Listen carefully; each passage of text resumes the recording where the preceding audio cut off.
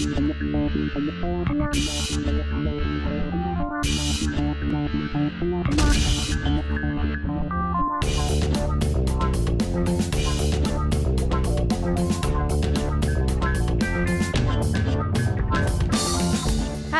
jeg går i lære som NDT-kontrollør på Rosenberg.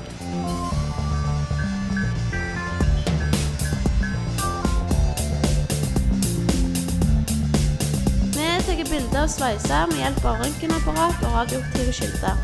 Så tar vi overflatekontroll ved hjelp av forskjellige kjemikalier.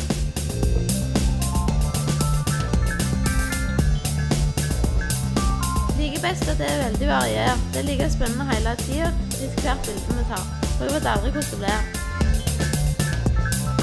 Inne her i bunkersen så rønker vi prefabrøyer.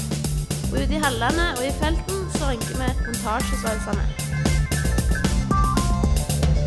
Konnaktskift er jo også kjekt, for da får du litt frie tøyler når du er ute i felten og arbeider på modulene og sånn. Grunnen til at vi jobber på natta er for å ikke stoppe produksjonen.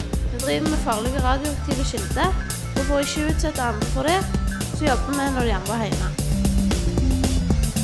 Når vi er ute på modulene, så må vi sperre av, og da er det sperregrenser på 7 mikrosievert i timen for arbeiderne, og for oss operatører så har vi 20 mikrosievert. Kontrollmetodene vi bruker er ultralyd, røntgen, visuell kontroll, MPI og DIPEM.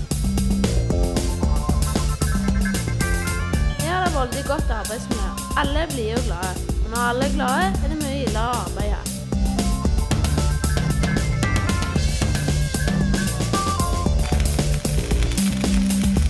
Det er veldig spennende og variert arbeid, og det er like gitt hver dag.